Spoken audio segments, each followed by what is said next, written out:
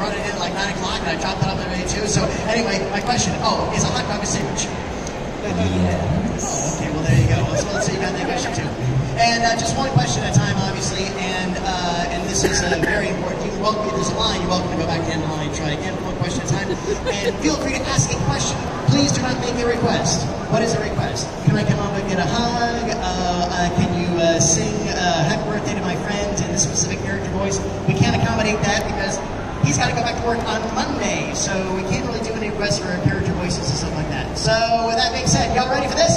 Yeah! All right, and I know we got to fight against the room and everything else too, so at any point anybody just says like they can't hear us, we'll try to step on up. I mean, we're voice actors now. We can project. Projection. Whoa, that's actually pretty loud. Cool. Sorry. So with that being said, Ocala Comic-Con 2022, our guest is an actor and ADR director whose credits include Beastars, Attack on Titan, Skate the Infinity, and Final Fantasy VII The Redo. Today he joins us to discuss this fantastic career. Please welcome Daman Mills. Hello. Hi guys, how's it going? I'm Daman. This is my first time here. I'm super excited. Everybody's been so lovely so far. And yeah, like you said, I'm in those things. I've done Dragon Ball, obviously, as I can see. I met some of you guys earlier today for Frieza and Skate the Infinity, Final Fantasy VII Remake, a bunch of other stuff. I'm super excited to chat with you guys, and you as well. I know, we've done virtual events. Yeah, First time in person. I know, I'm so excited. In Seattle. I know, so, like all over the place. I know. Jet setters. So anyway, for myself actually, because I've never had a chance to do one-on-one. No, because that's when it gets crushed. How did this all begin for you? How did you? Because no one ever. I always say this about voice acting. We'll probably bring this up too. People now it's a destination, but up until about 10 years ago, it was something people fell into. Right. So, what got you interested in being a performer, and how did that lead into voice roles? So, I grew up as a big fan of anime and video games myself. And it wasn't until I was my mid-teenage years that I realized it was a thing. And I was like, oh, that's really cool. And I was a really shy, kind of introverted kid and didn't really have a ton of friends. And I was like, oh, this sounds fun, but I'm scared. So, yeah, I started practicing just like voice impressions at first. And just doing little recordings on my phone or whatever and trying not to freak out my mom if she heard it. She's like, what are you doing? I'm like, nothing. Voice acting, God. And so I started doing that. I started doing little indie projects online. I was like 16 when I started, 15, 16. I'm almost 30 now. So it's been a minute. Get used to saying under 30, as long as you can. Under 30. I have to say I'm under 60 now. That's the only thing. Yeah, that's gone. So yeah, I did some online indie projects. I tried to find out as much, because back when I started there wasn't as many resources for voice acting as there are now online. So I had to kind of do a lot of my own legwork and try to... Was it specifically, was it anime or just animation in general that sort of... I think animation, anime, video games, like the voiceover for it. What were some of those things that you were into as a fan? Dragon Ball. Dragon Ball, friends. Dragon Ball. Stand up, Dragon Ball, come on. Alright, Dragon Ball. Go on, applause for Dragon Ball. Yes. I was a huge Dragon Ball fan. So, you know, stepping into the shoes of Frieza is a massive thing. Oh, yeah. Final Fantasy VII also. So I've really kind of checked some boxes that are bucket lists that got me into this. That's a heck of a full circle. Yeah, it's really crazy. I never did get that gold chakra. Yeah. I tried. I know. And yeah, then I kind of moved all over the place. I worked in New York a little bit, then I moved to Dallas for a number of years and got a lot of the bulk of my work there. And then I've been in LA for 2 years now, and it's going really well. How did you go from the recording side of the glass, or the booth, I should say, to the technical side of the booth? Oh, for like directing and stuff? Yeah. So, while I was working at Funimation, I talked to a couple of friends of mine, Alexis Tipton and Tia Ballard.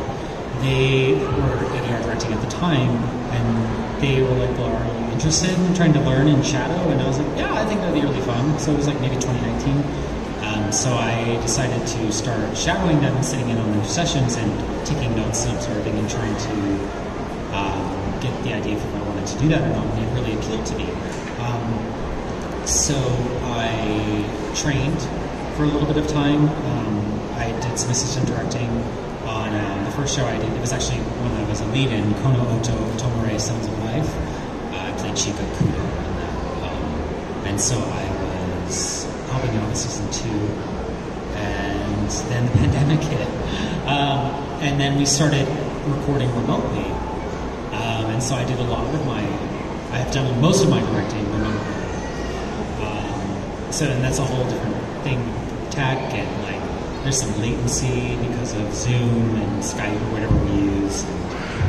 Yeah, but I love it. I've directed 2 of my own, cast and directed 2 of my own shows. Assistant directed on a bunch. I'm helping with, right now, The Prince of Tennis. And yeah, it's all over.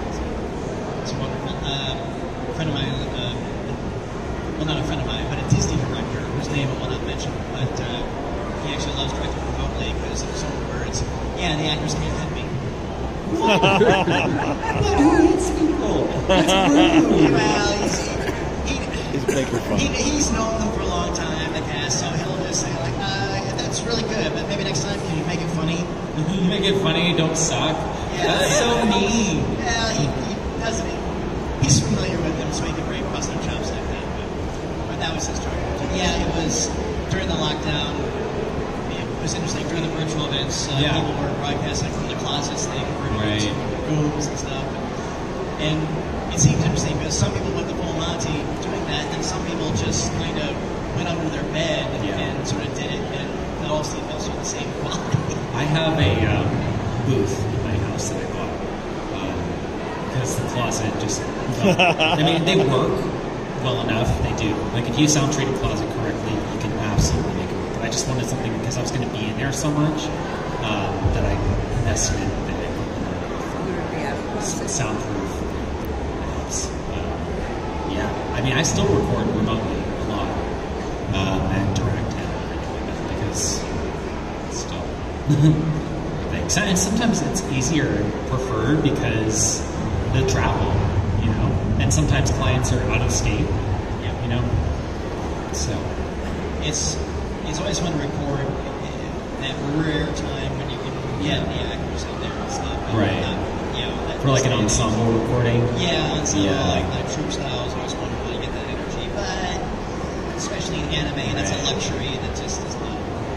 No, exactly. No, anime, no. Prelay animation, that's one I've tried to do. It's hard to break into. Video games, usually you still also record solo, even if it is like an American video game. Like I've recorded on World of Warcraft and Star Wars and stuff, and they still record like yourself. Speaking of, I want to go into that in a little bit. What was it like, that transition from narrative animation projects to video games? And put it this way, my favorite difference between the two is Kevin Conroy, the voice of Batman. He would say, it would take me 2 days and 2 4-hour sessions to do an episode of Batman. The first Arkham game was 5 days a week, 6 hours for 9 months. Yeah, video games have just a lot of dialogue. There's a lot of things to say, and you need to make a little effort for every little thing. Like if you're, say you're landing, say you're moving, say you're punching, you know, like everything. Are you eating something? Are you, I don't know. There's so many little things. Gas. Yeah, you're right. And all those, again, not by all its options. Yeah, and then there's different it's behind the tank, it's behind the Jeep, it's behind the motorcycle, it's behind the dog. The choice options for different routes. Like you make your own decision on a route. You need to have options for every single one of those things, especially for like giant RPGs, like Persona or whatever. You need to have all of that. And so video games, not all of them, but some of them can take. Well, it's weird because I do all kinds of different ones. So I've done little mobile games that I can do like maybe a 1 hour session and that's it. Or, record for 6 months for 12, 15 hours a week. It's a lot. But it's good work being in it. Yes. Oh my gosh. Yes. That's just for It's that all one amazing. thing. He's got 4 projects he's working on. Yeah. Oh, yeah, absolutely. I love it. A buddy of mine's one of the Red Dead guys from the very beginning, and it's like for 4 years he was allowed to tell me this is the very first Red Dead Redemption. Oh, yeah. So he was like, yeah, I'm working, but I can't tell you what. Yeah. I've done a mocap gig. Oh my goodness, my favorite. What was motion capture like for you? Yeah, I'm sorry. I've done mocap, one job. I'm not traditionally trained in anime or acting on screen and theater, so it's a whole different kind of thing because you're wearing like the suit with the dots and everything, and you've got to act like you're acting on the set because you're on like this what they call the volume, which is like this field where they contain the whole set, the virtual set. And they've got it because you don't see anything because it's all in game. They have to like line things with like tape or whatever, and it's really fun. What's been the most rewarding role to date for you? It's hard. You're giving me the hard. I didn't say your favorite. Rewarding. I'll never ask your favorite. Biggest paycheck. Rewarding is that's still kind of like dabbling in the favorite category. Well, it's Because, like, Dragon Ball's hugely rewarding for me in a very deeply personal way.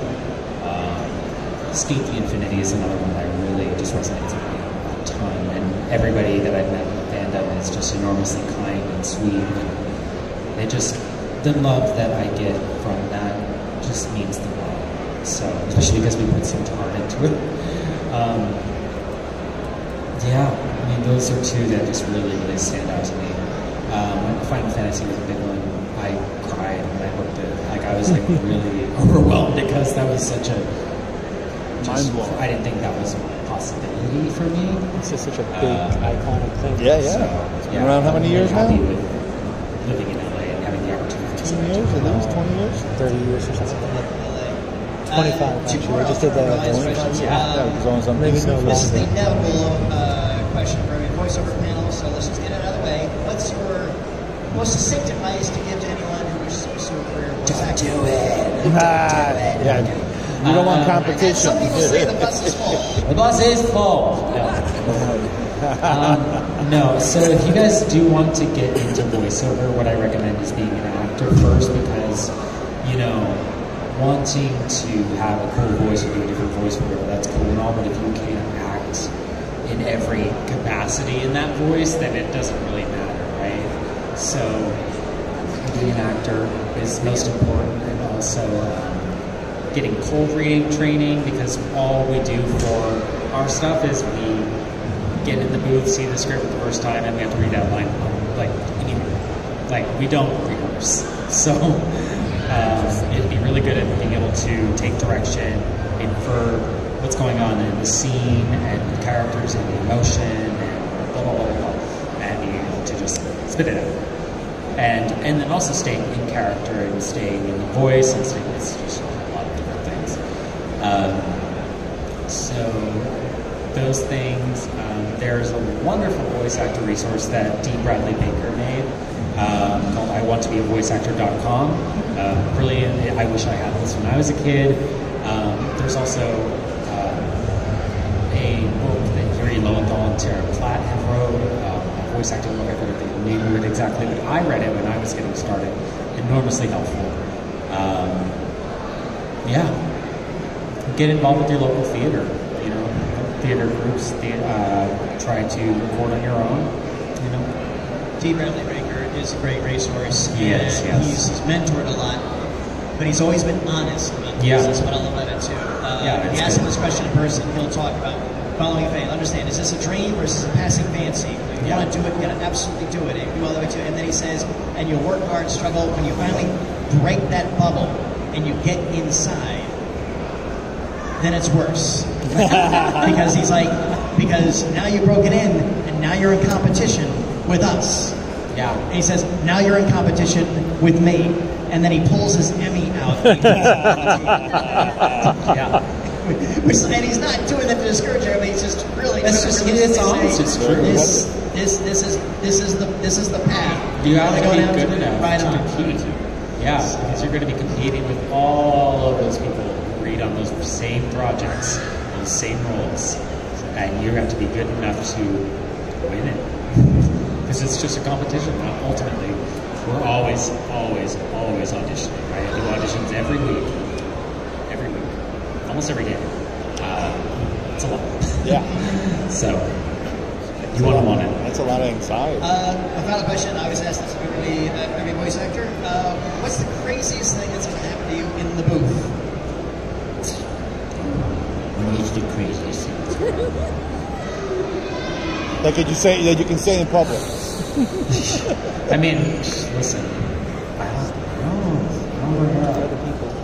You're allowed to share Chuck I don't know. You know, it's so funny because those questions, you think that I have things that stick out to me, but because I do so many sessions, it's sometimes hard to keep track. There's one that I remember from years ago where I was dubbing an anime called Mangaka, and there was, I don't even think this is the craziest one, it's a funny one that I think. But, so when we're dubbing to anime, what we call ADR, we have like 2 monitors typically. We have a monitor for the script on one side and a monitor for the video on the other. For whatever reason, the mic placement or the screen placement or whatever that day, I was having a hard time seeing what we call the flaps, the mouth movements. I was like, I'm having a hard time seeing this. I was telling my director, it was Aaron Disney, I don't know if you guys know him, but he, so he's like, oh, well, you can just move the screen. And I was like, oh, okay. And so I go like to move and adjust the monitor. And it just pops off the stand. And it's in my hands, about to fall to the floor. And instead of helping me, he just laughs. And laughs a lot with the engineer. And they're both just laughing at me, just struggling. So that was funny. And they literally left you hanging. So. Yeah. Let's see if he drops it. Yeah. I was like, thanks. Monitor, yeah. I was like, cool, awesome, amazing, thanks, guys. Yeah. I'm sure there's others. Engineers. Yeah, right.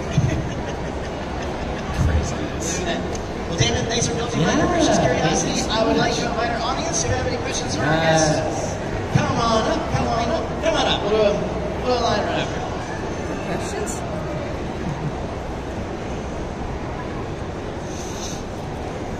Hey, boss, what's your name? My name is Pedro. Hi, nice to meet you, Pedro. So, obviously playing Frieza, a Yes. very bad evil dude. Uh-huh. Do you have any kind of like rituals or anything that you run through your head in order to get into that character? I sacrifice children.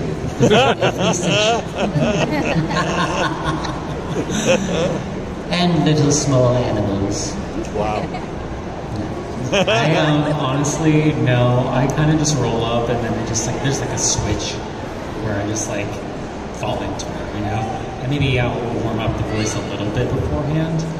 But typically, no, I just kind of go in like, what's going on? Cool. Well, you know, so I'm sitting here, my voice a little bit lower than my face. Like, oh yeah, so he's killing Vegeta. Cool. Awesome. Die, Saiyan! Sorry, that was so loud. Yeah, thank you. Hey, what's your name? My name is Blake. Nice to meet you. So, voicing Frieza, do you ever get to meet the Chris Ayers? I was deep, good friends with Chris Ayers, like for a long time, yeah.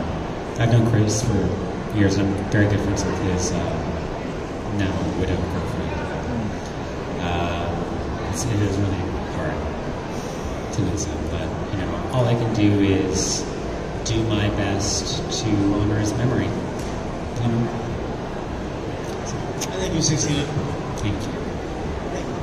Hey, what's your name? My name is Sharif. I have a question. So, since you voice act for Frieza, I just want to know, is there any kind of like difference in the process? Like, do they give you a strict set of rules compared to like any other indie projects that you have worked for in the past, or like? So sorry, what? So they give you guidelines for filling out in Frieza. Like, okay, we want this is the motivation or a direction. Is there any direction for Frieza? Or is, Yeah, like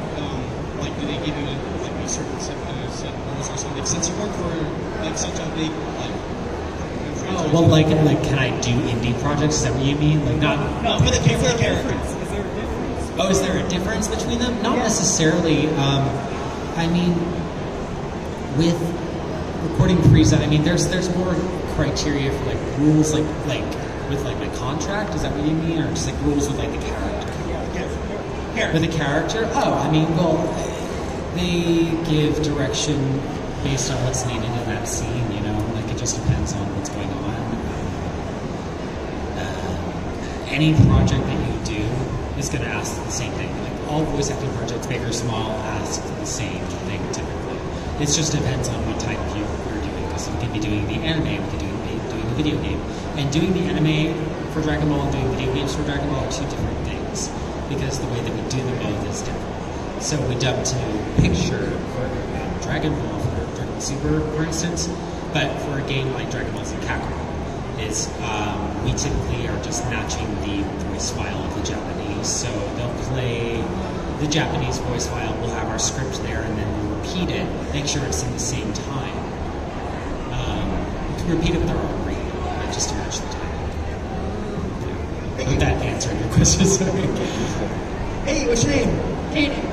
Hi, Kaden. So when you're doing Dragon Ball, are you close friends with Sean Chanel? I don't know Sean that well, but Sean and I have met. He's very cool. I know Chris Sabat more than Sean. But I know a lot of the cast. Yeah, Sean's really cool. Sean's always been very nice to me. He's a good guy. I've hosted Sean several times, and I sent a private message, oh, what happened? Why are you here? And he had something that came on up, but he really wanted to be here. He did. They swapped in Frieza instead. But Sean's a cool cat. But He is, yeah. And hopefully we'll have him here next year. Well, we got this awesome guy. Thank you. Hey, what's your name? My name is Sage. Hi, Sage. So Skate the Infinity is an incredible show, and the dub is hilarious. Thank you. I would want to know like what that experience was like in the movie, how much freedom you and the other voice actors find to make up, play with some of those lines and deal with characters. It gives so much life and weight to it. So for Skate the Infinity, it was actually enormously fun. I auditioned after watching the first episode, subbed, and I was like, oh my gosh, this is going to be incredible. Like I just had this feeling, you know, and I was like, you know, we try not to get attached to stuff when we're auditioning. It's like, oh, I shouldn't get attached to this. I don't want to like, you know, get this and then be sad, or get this and be sad. And so when I got cast, I was so excited. And then I saw Jonah got cast, and then so we started talking, and then we were noticing like just like little things between Sherry and Joe, and we're just like, okay. And the writer Leah Clark was also putting little nods in here and there, and then she was leading into it. But we definitely like, what if we said blah blah blah instead, or like try to tweak it just a little bit, just to make it a little more spicy. But there was one, I don't know. The hello that I say to Joe, the hello. The director originally was like, yeah, so I think you're like maybe trying to like irritate him or egg him on or something. And I was like, no, sweet summer straight child, no. You don't understand. This is very, very, very.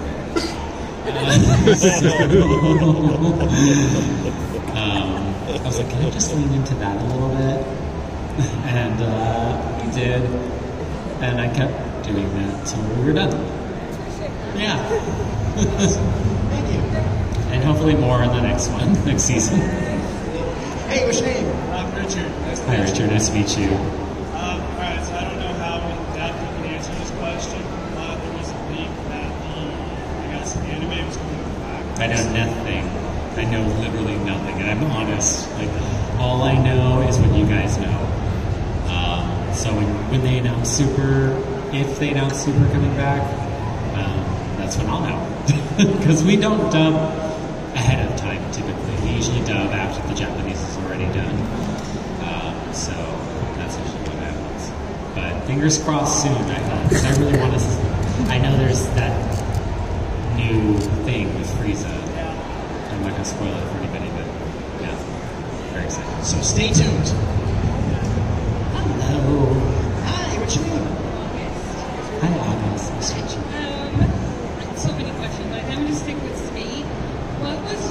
reaction when you saw Cherry's take that skateboard to the face?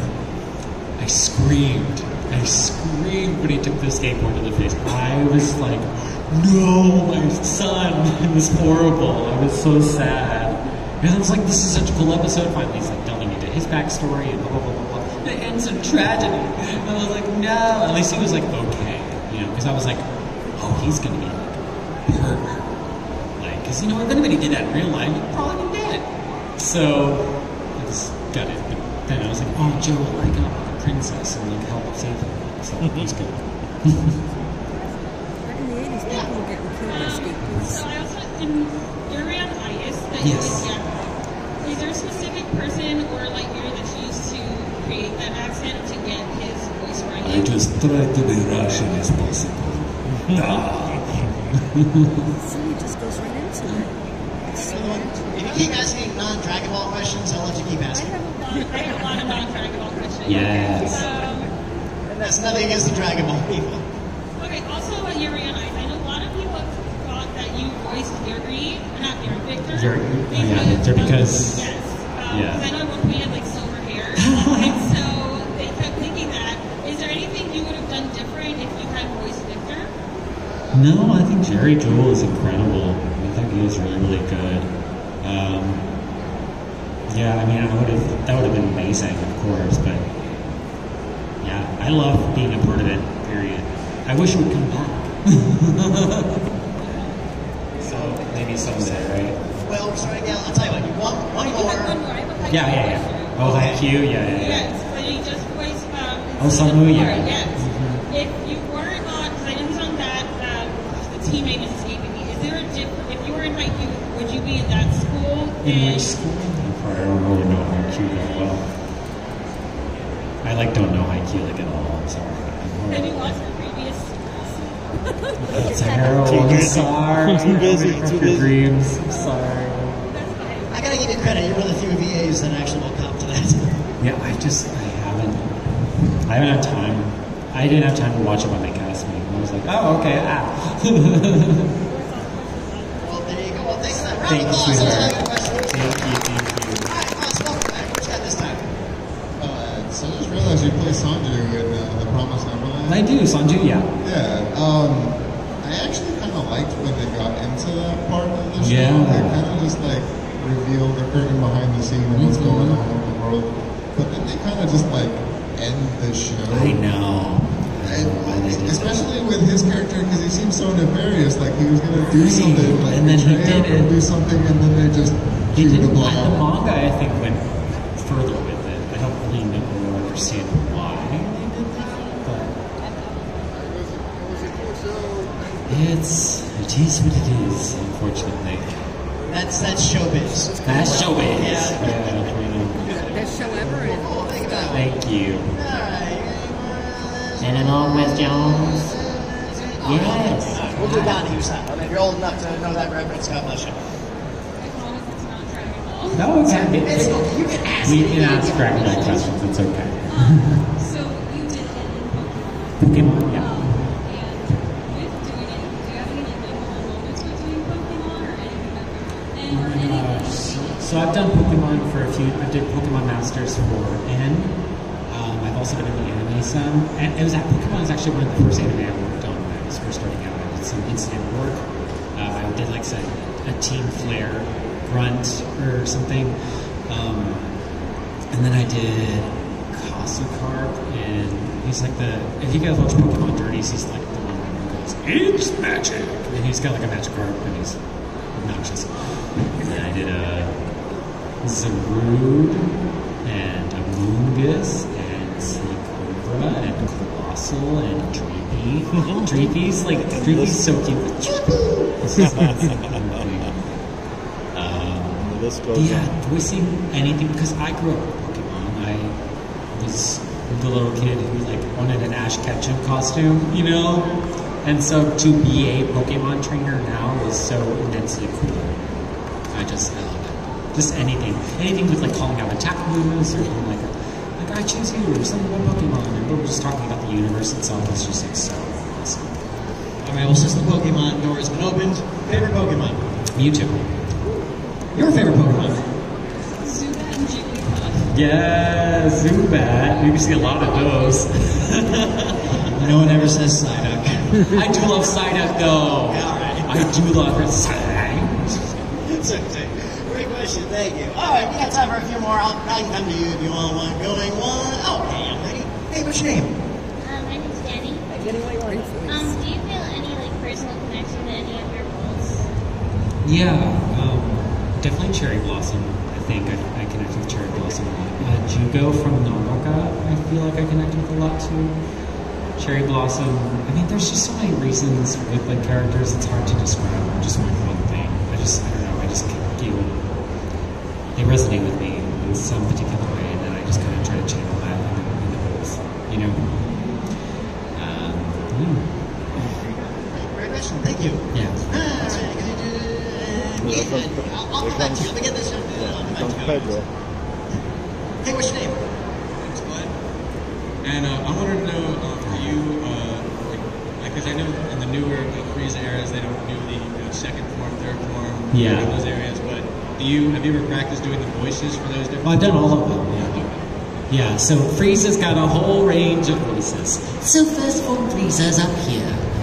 And then second form is sitting about here. It gets a little bit lower and more sinister because he's gained like 3 feet of height. And then third form is down here. And then final form is back up to here.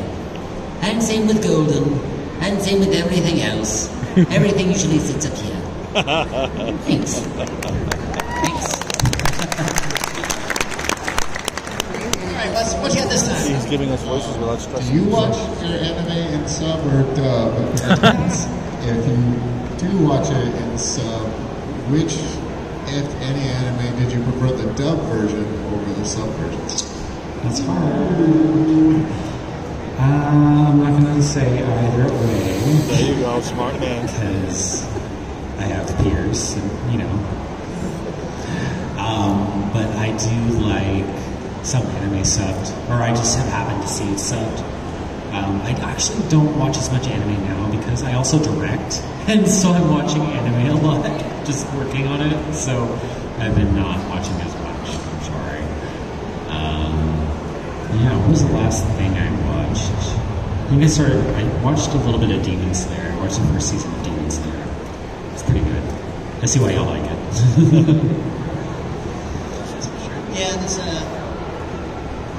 obviously the talent base from when I started watching anime in the 80s is really what my It's crazy how mainstream anime's become too, you know? Because like I remember when I was like into this stuff when I was a kid, and you get bullied for it. Like, Yep. oh, you like Pokemon, Yep. you like blah, blah, blah. Yep. They're like so mean about it, and now I'm like, yeah, they only pay me money. And now you like it too, I guess. Yeah, they're driving a bus, you know. Absolutely, absolutely. All right, going once for questions, going twice for questions. Nothing. All right, what's on your docket right now, and what's on the horizon you're allowed to talk about? I can't much. That's the problem. So I've been doing a lot of video game work, and that takes more time than anime to come out. They did just recently announce Dragon Ball The Breakers, which is a new like Dead by Daylight kind of style Dragon Ball game. And I voiced Frieza in that one, so that's exciting. Yes, you should. It's got like it's like there's like Oolong and like the farmer and like whatever else like you run from Frieza or Cell or Boo. So that's really fun. What have I announced recently? Let me just look because I don't remember. He's so busy, he just can't keep track. I can't. That's a good problem. I can't. There's too many. Haikyuu I was in. Tiny Tina's Wonderlands I'm in. Chocobo GP I'm in. Prince of Tennis. I have some cool games that are coming out soon. And what are your preferred social media platforms we can follow you? You can follow me on Twitter, Instagram, and TikTok. I haven't been using my TikTok as much lately because I've just been busy. But Here we go again. oh, good. That's time tag That means team. we're all next time. We all get the lead. Gather round, everyone. Fire, the untamed element. Bringer of warmth, destroyer of buildings. The building's now on fire. Yes, it was me. I'm so sorry. Sorry, let's describe it. It's at Daman Mills, DamanMills. Thank you. You can follow me on Twitter, Instagram, TikTok. And then I'll be here signing after this until the end of the con today. You guys want a signature or a selfie or anything like that? And so I'll be here all day tomorrow. Awesome. Sounds very good. Well, as always, it's been an absolute delight. Anybody with us tomorrow, this weekend, Yes. thank you for coming out here at the last minute. Yeah, of course, no problem. It's absolutely wonderful having you, and please come back and visit us. Ocala Con 2022, this was Daman Mills. That was our time. But before we go, what we're going to do is invite everybody to do a crowd selfie. What we want to do is we're going to invite you to come towards the stage, not on the stage. We're going to come towards the stage. We're going to take a picture with our guest and all of you. Oh, wow.